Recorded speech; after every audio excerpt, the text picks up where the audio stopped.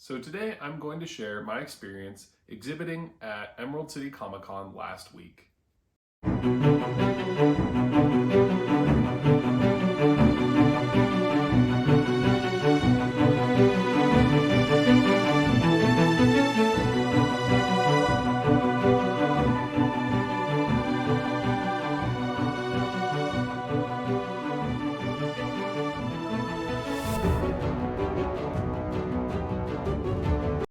So for my booth at Emerald City Comic Con, I did some new stuff this year.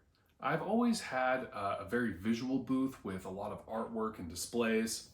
If anybody has come and seen me at my booths before or checked out my Instagram and seen what I've posted, I have, little towers of art and stacks of books. This year, being my third year publishing books, I really took it up a notch. I had a tower of art. It was really exciting. I had miniature figurines. I had all different kinds of content on my booth.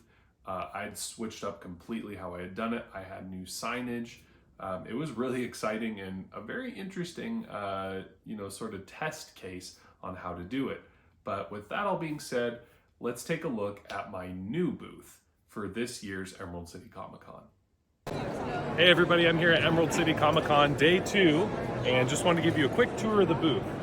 So this year, what's exciting is that my new book, The Fear of Montcroy, just released. It's a horror thriller featuring vampires and magical fighters. It's pretty exciting. We also have some really cool stuff this year. We have RPG minifigs, so all of the characters from my new book you can actually play as. There's full character cards and then full 3D printed miniatures of all the main characters with all their skill sets and attributes, so you can play as them in your own tabletop RPGs or use them as NPCs, which is really fun. And then we also have the art tower here today. So I have so much art on these books, I finally decided to see if I could display every piece of it, and thankfully, with a lot of help and luckily some divine intervention keeping it from tipping over, we actually have all the art on display for Emerald City Comic Con. So come to my booth and check out all this awesome art and some great books. I had an incredible time at Emerald City Comic Con this year. I ended up getting to share a booth with Frank Morin, who's a fellow fantasy author. He writes books that are really complementary to my own. He has a YA fantasy, epic fantasy series, as long as another fantasy thriller series, and a new Kickstarter. His stuff is really cool, and again, he's a great guy, and I love sharing a booth with him. So with that being said, let's introduce you to Frank and his booth. I'm here with Frank Morin, my booth buddy, who has been kind enough to help me share a booth at Emerald City Comic Con every year. And he actually has a new Kickstarter that's really caught my eye, and I wanted to have him share with all my audience out there some of the stuff going on for his books. Sure. So Bacon Master of the Apocalypse is humorous epic fantasy set in a world where food fuels magic. So think culinary wizards. You have the gods of the Pantheon, and they fuel different guilds of magic like cheese wizards, muffin mages, bacon masters, and just super fun, really cool. And it is live on Kickstarter right now. Awesome. And what are some of the other series that you've got here? If you want to Sure. Well, the Face Takers is urban fantasy thrillers. So it's a fast-paced thriller that goes back into history with magic. Nice. And then the one that really caught my eye when we first shared a booth together was the Set in Stone series, the Petrolist, right, which my mom is actually a huge fan of, by the way. So, oh, that's great. Yeah, if you want to tell us more about those. Yeah, so these are young adult epic fantasy. They're big epic adventure, lots of humor, really cool magic based on rocks, starting with Set in Stone. 4 main characters, and the basic premise is in a nation where magic is very strictly controlled. Connor is just a simple commoner, but his secret powers might hold the key to stopping a war and saving his village from destruction. Cool. So, I love your pitch. Thank you very much. You're always on point, and it's always good to share a booth with you. So absolutely. Take care, everyone. Thanks. So I also wanted to share some of the really cool booths that I took a look at that were in the lower floor of the convention center. It was kind of an interesting setup this year. It was a little bit tough to navigate because I had gotten so used to the original setup. I knew that thing like the back of my hand, and this was the first year that we had utilized the new convention center for Emerald City Comic Con, so it was a big learning experience. I ended up being on the second floor, and then they had another floor down below that had a bunch of other vendors. So when I got the opportunity, I went downstairs and chatted with a few of the different vendors. One specifically had an amazing tabletop gaming setup that utilized a screen. It had a plexiglass top that kept it safe and waterproof. I don't want to say too much because I'd rather have him explain it himself. So with all that being said, let's check out the best tabletop gaming setup I saw at Emerald City Comic-Con. Hey everybody, I'm here at Emerald City Comic-Con with one of the coolest booths I found, which is Legendary Tabletop. And if you wouldn't mind telling us about this awesome product, I'm really excited to share it with everybody. Yeah, awesome. Hi guys, I'm Brenton. I'm a local vendor. I'm based out of Redmond. I make all of these custom to order. This is a wooden digital tabletop. It has an inlaid TV, a protective plexiglass. You can put your minis on it. You can roll your dice. It is waterproof and sealed. Some really cool things about it. It is entirely portable and transportable. If any damage does occur, you just pop open these latches, replace the TV, replace the plexiglass. It's so easy to use. You plug in with an HDMI, or you can even stream from your laptop, computer, tablet, phone, anything that is Wi-Fi capable. So there's a lot of power that comes with this, and this is going to meet all of your tabletop needs. So you plug in with an HDMI, and you can do a lot of really fun things. The first thing you're going to think of is role-playing games. So you can download any image, any video, any display that you want to do, and at the touch of a button, we can be going from one place to the other. So there are LED lights at the bottom, enhance the visual experience. You have lights, music, sound, and the visuals. So now we're in a room that's full of fire. It's incredibly engaging. There are also fans on the bottom that keep it nice and cool. One to intake cold air, one to outtake the hot air. You can run this all day with no issues. But this is way more than just a role-playing game. There are a lot of accessories with this. You can also use it to play things like Magic the Gathering, Yu-Gi-Oh! At the touch of a button, you can be putting yourself in a really cool arena, be facing off your players and playing Magic the Gathering. You can use it to do battle maps, to play things such as Yu-Gi-Oh! Or anything like that. But also just more than that. You can, since this is just plugged in with an HDMI, and it's plugged into your computer, you can run arcade game simulators. Run every single arcade game that's ever existed. Tabletop Simulator has hundreds of board games that are online. You can download for like 20, 30 bucks, and hundreds of board games that you can now play in person without actually having to have the physical copy of the games. Now there's a lot of power with this that comes in role-playing games that you can use. So you can do things that are really cool like Fog of War. So I know that's a lot of thing that a lot of people want to have. So you can find a map, throw up a Fog of War, and then as your characters and your party move around, it can slowly reveal the map around it. I also noticed this one over here on the left actually seems to be moving, so it looks like you can do like travel. Yeah, so all of these maps that I find right here and that I use, I subscribe to 3 different Patreons. I pay $25 a month, and I have the access to over 700 to 800 maps that they've already released, plus even newer ones. So you have chase scenes like that in the river. You also have water chase scenes. Let me actually get rid of this Fog of War for you real quick. That's awesome. You can add that to anything. You can map it to anything. You can also add weather and effects. So here, let me go ahead and load a new scenario. Other cool things that you can do. One of the content creators I subscribe to, they come out with 15 to 20 different map packs, and then they do these intro videos of these entire towns, of dungeons, cribs, necromancers dungeons, everything. Wow. So this is like a 4-minute intro video. That's spectacular. How long did it take you to actually develop this full setup and get it with all the intake and outtake? I can only imagine how many, like years I'm assuming it took to get this right. So I am actually relatively new. I started off by making a table with an inlaid TV into it about 2 years ago. And then I started 6 months ago. I made one of these for my friends. I gave it to him as a birthday gift. I had him buy it from me from Etsy. Leave me a review. I Venmoed him the money back, left a review, and ever since we've been selling on Etsy. And I've been slowly changing the design and integrating it so that it has full functionality and use. It has the gorgeous trim. You can upgrade to these beautiful brass handles that are custom engraved. You can add USB-C fast chargers for your players to charge their laptops, tablets, and phones, and you can also do custom engraving. So we have 3 sizes, a 32, a 43, and a 50. You can also add some really cool things, like we have these custom magnetic DM screens with channels to run your wires through and pop right on and off. And then we also have these dice boxes right here, which you can add, and you can add these as a bundle. They come with the same color, wood, and stain that you can get with this right here. And then we're also going to be offering a custom wood lid that is going to be covering this to keep this fully protected. So I've been doing this for commercially for about 6 months. I do this at my house. These are all custom made from scratch. They're made with love. So I'm out in Redmond. I do local delivery, but if not, we'll ship internationally, and we also ship all across the country. So Well, thank you so much for your time. Thank you so much for This has coming, been one of guys. the coolest booths I've seen the whole weekend, so I had to make time to come down and make sure to chat with you about it, so I appreciate it. Well, I really appreciate you coming by and talking to me. Yeah, Thanks, thanks, guys. guys. Another highlight for me at Emerald City Comic Con was this really cool booth for Free League Publishing. I'm familiar with their work because I own Ruins of Symbaroum.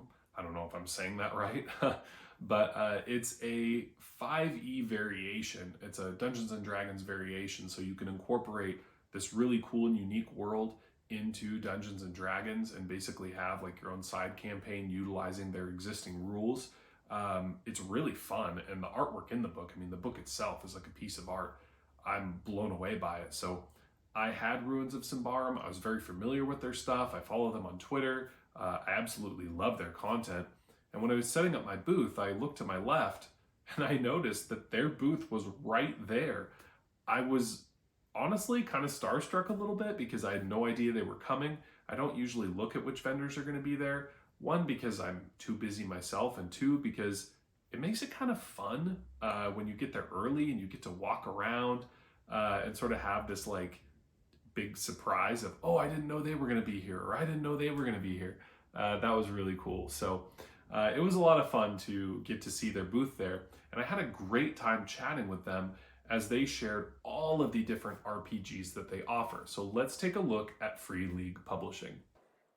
Hey everybody, I'm here at Emerald City Comic Con Day 2, and I wanted to talk to a really cool booth that I'm really excited about. It's Free League Publishing. I actually own one of their tabletop RPG, Ruins of Symbaroum, and it's been one of my favorites to run. So tell us about some of your RPGs you guys make. So we're Free League Publishing. We're a Swedish RPG publisher.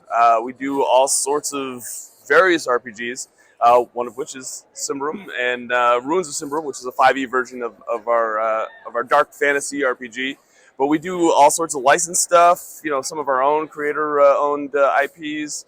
We've got Twilight 2000, which is like a 5th edition of an old game from the 80s.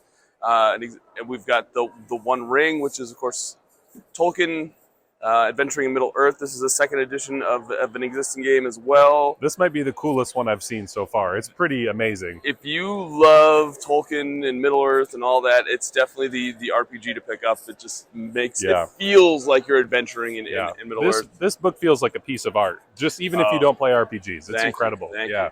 Yeah. And then the game that kind of put us on a lot more folks' radars is Alien, the role-playing game. Yeah. You know, if you love that Aliens, Yeah. those two I'm a movies, huge fan. Yeah. it's that as a tabletop experience. You know, you've got hidden agendas, you got stress levels that build up over time. Is this your personal favorite? Or? This is one of my favorite. I mean, it's hard. It's like, you know, it's like trying to pick your favorite kid. You can't quite do it, you know.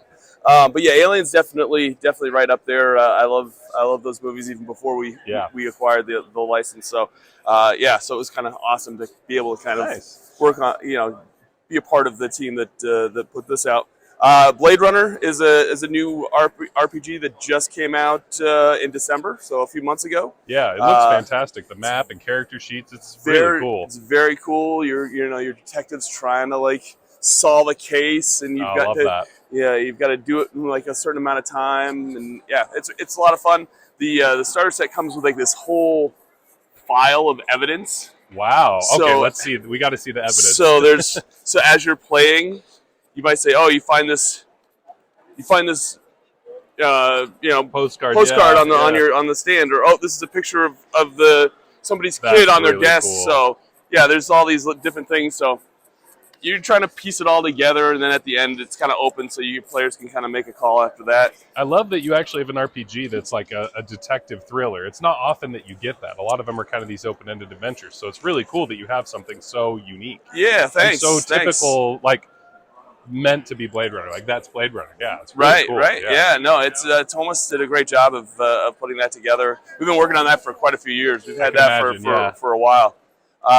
Then we got Vaesen, which is like mythic Nordic horror, folklore. Yeah. If you like Grimm, the TV show, that's kind of an RPG. We got all sorts of. We got Forbidden Lands, which is a really awesome box set. If you love survival, low magic, fantasy, hex crawl. Okay. Like the books are just amazing. Like they've got this really cool old school line art in them from the 80s. Oh yeah, that's so it's got that old school look and feel, but it's with some new school mechanics. Cool. Coriolis, I tell folks that this is like if you love Firefly, if you love, it's like Arabian Nights meets Firefly meets Dune. So if you love that type of sci-fi, it's that. And then we've got Mutineer Zero, which is one of our first games that we put out. It's you play as mutants in the apocalypse. Cool. Which is cool. One thing I'll just mention is that we are kickstarting Walking Dead universe role-playing game. Okay, I'm a huge fan. We're working with AMC on. That's coming to Kickstarter March 14th. Okay. So be on the lookout for that. We've got some really cool plans. We've got some kind of outside-the-box plans for that line, which is really cool. I love it.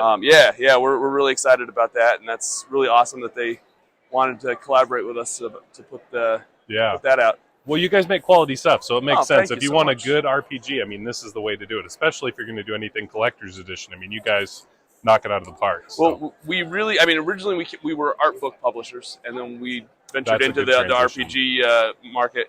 We're gamers, so we want to make games that not only do we want to play, but we want to enjoy reading as well, Yeah, I love it. Cool. Well, thanks for your time. Yeah, thanks for stopping by the booth. All right, cool. Have a great Emerald City. Yeah, take care. Now, I'd like to share with you a special interview that I did with Christian Angel. He is the artist who did the incredible cover art and all of the internal artwork for The Fear of Montcroy, which is my newest novel. He did such exceptional, beautiful artwork, and he happened to be at Emerald City Comic Con as well, which was cool for a couple of reasons. The first is that there were actually fans were able to get my autograph and his, which was really cool. Or if they picked up any of the character prints, they were able to get his autograph, which I think is just so cool for fans when you could kind of have almost this treasure hunt of like, oh my gosh, I got this book and the author signed it. Oh, I can get the artist. It's a really fun thing to do. And we happen to be on the exact same floor. I could see, the aisle his booth was in just a little ways from me. So it was very easy to help people find it. And it was really cool. In fact, one thing he did that was really awesome was he had actually done a custom sketch of the main villain, Countess Fiona, in the back of someone's book. And that person brought it back to me and showed it to me. And it was amazing. I was so blown away by it. After he put it away, I actually asked him if I could see it again because it was really cool. It was so fascinating. I'm kind of bummed I didn't ask myself, but I know how busy people are at Comic-Con, so I try not to bother them too much. I've definitely given my book to people as a gift because, for instance, Todd Lockwood was there. He's a huge inspiration for me. He did all of the Drizzt Forgotten Realms book covers, and so I really wanted to share my art with him because his visuals are such an inspiration for me that I felt compelled to do that. And then, I tried to make sure not to stay too long and bother him, but he was really sweet. And he also autographed my copy of the Legend of Drizzt Book 1. So I'd gotten the Legend of Drizzt Book 1, which is the first Dark Elf. It's the Dark Elf trilogy, the first 3 books. And I had R.A. Salvatore sign it. And then what was awesome is I actually got Todd Lockwood to sign it too. So now I have this really awesome book that incorporates, R.A. Salvatore and Todd Lockwood's signature. But getting back to Christian, I had a really cool interview with him where we were able to chat about his art inspirations, what characters he really enjoyed, what characters were difficult to illustrate, and some of his upcoming projects. So let's check out my interview with Christian Angel right now. Hey everyone, so I wanted to introduce you to the artist of my new novel, The Fear of Montcroy. He did the wonderful cover and 5 of the illustrations. This is the amazing, incomparable Christian Angel. Hello. So what I wanted to ask you is about the different 5 characters. Was there one that was more difficult to illustrate than some of the others? Perhaps it might have been Peregrini because she has a very distinct silhouette. Yeah. And at first, I wasn't sure how to go about it, but once you explained to me you want her kind of frumpy looking, I'm like, oh, okay. making her look like she lived in a shoe or something. Yeah, yeah, yeah. So yeah, and then that one ended up printing out one of the best in black and white. So I was very pleased and surprised with how that one came out. Yeah, yeah, it was super cool. She's a forest witch, so it makes sense that she kind of has this sort of haggard look to her. And then, was there one of the 5 characters that was your favorite out of them? Definitely Fiona. Yeah, she looked the coolest. And she's also the most popular so far on social media. So poor Yaspin, he's got the lowest like count compared to her. She's like super popular. So, and then for your artwork, what is some of your artistic inspiration for all this beautiful art? Well, I do a lot of characters based from video games and anime sometimes. But my greatest inspiration is Gustave Moreau. He's a French symbolist painter. Okay. And he's an excellent artist, and I learned a lot from just looking at his artwork. What specifically about his artwork were you able to use to kind of push your style to the next level? The way he composes his pictures, they're very statuesque, and they're very dimensional. And there's the way he layers the character and the background. He layers it in a way where it really houses the character. Interesting. Yeah, that's cool to hear, because I know for mine, I wanted specifically that vignette style where you get a little bit of background with it. It's almost like an explosion of this character that really brings them to life, which is something that really drew me to your art. And then at this booth, is there a specific painting that really is like one you feel like is your favorite or one you're really proud of?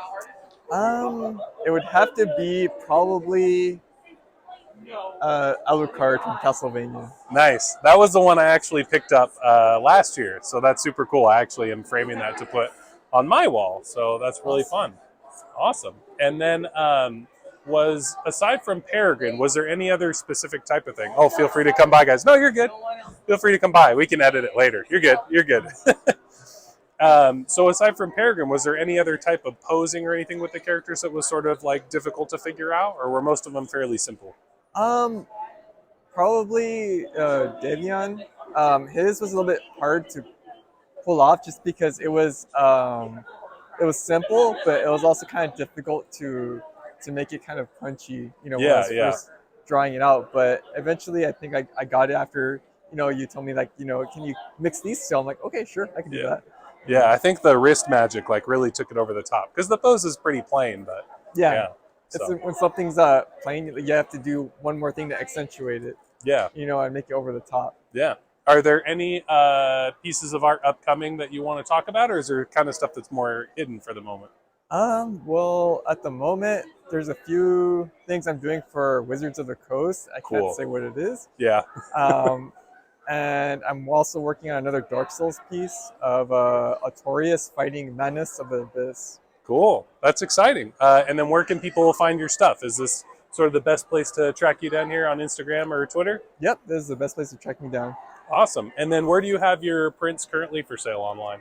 I have it on Imprint. You just search up Christian Angel on Imprint and you'll find me right there. Cool, man. Well, I appreciate you doing the artwork for my book. It has been really special, and I can't wait to do more stuff in the future. Oh, no, it definitely is an honor. Yeah, man. Thanks. Yeah, appreciate it. Yeah. And finally, I'd like to share with you some of my pickups this year at Emerald City Comic Con. Usually I pick up quite a few pieces of material. This year I was really busy, and I didn't get to pick up as many things as I'd like, but the ones I did pick up were from Free League Publishing. I was able to snag this awesome RPG book.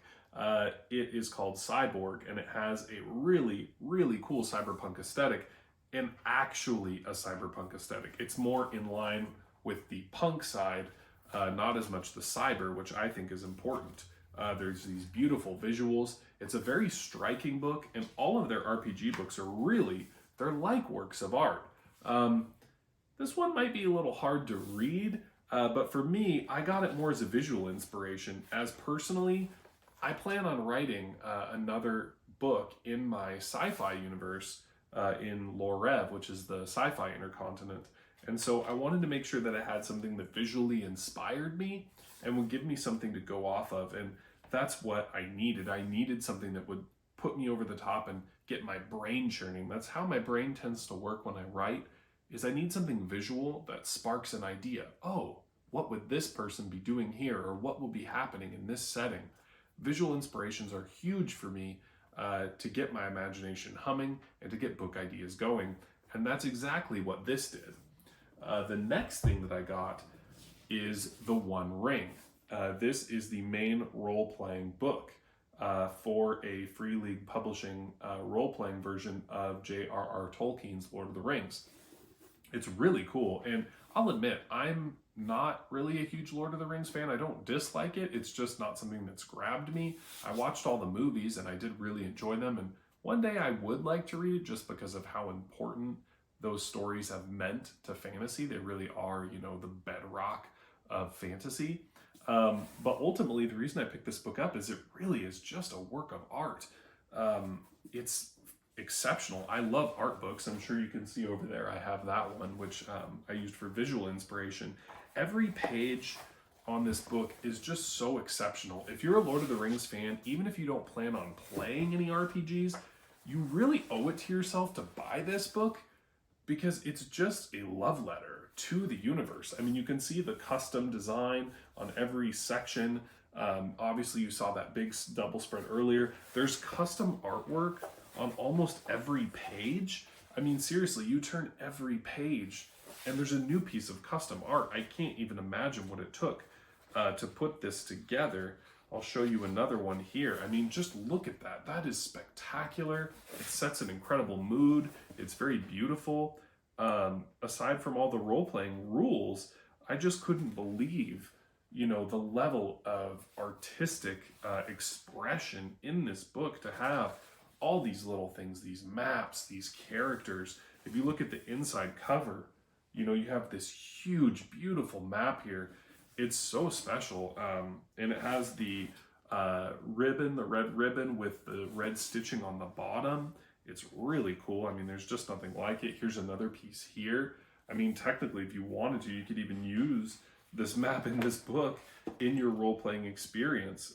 It's just so special. This is just such an incredible book. And yeah, this is one of the ones that I really liked. I love that they had a layout for some of the different areas that you could, you know, adventure in. It's really cool and it's really special. Again, you know, when you look at this front and back cover, it's just an amazing piece of work. And this was the last copy left that they had. Free League Publishing had been selling out of just about everything they had. I wanted to buy some Symbaroum books and I just didn't get the time to go over there. And they completely sold out of all of them, which broke my heart. And, you know, I'd walked away and I had been looking at this book. And then I was, you know, my friend bought it and I was like, I don't need it.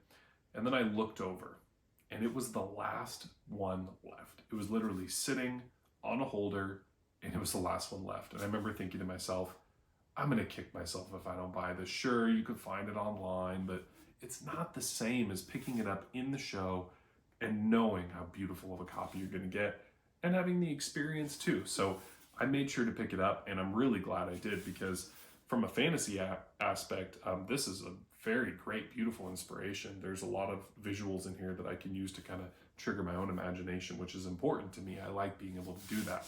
So those were the two things that I picked up at Emerald City Comic-Con this year. Thanks for joining me on this tour through exhibiting at Emerald City Comic-Con. The next convention I will be at is FanX in Salt Lake City. Hopefully I will see anyone who is a Utah follower of mine or who happens to be there as well. I'd love to get to share with you my new book, The Fear of Montcroy. And again, it's been really fun to share with you, not just my own booth, but all the different booths and people that I met throughout this convention. It really was a special show that meant a lot to me, and it was the best way to kick off the release of my newest novel. So thanks for joining me today, and I'll see you on the next one.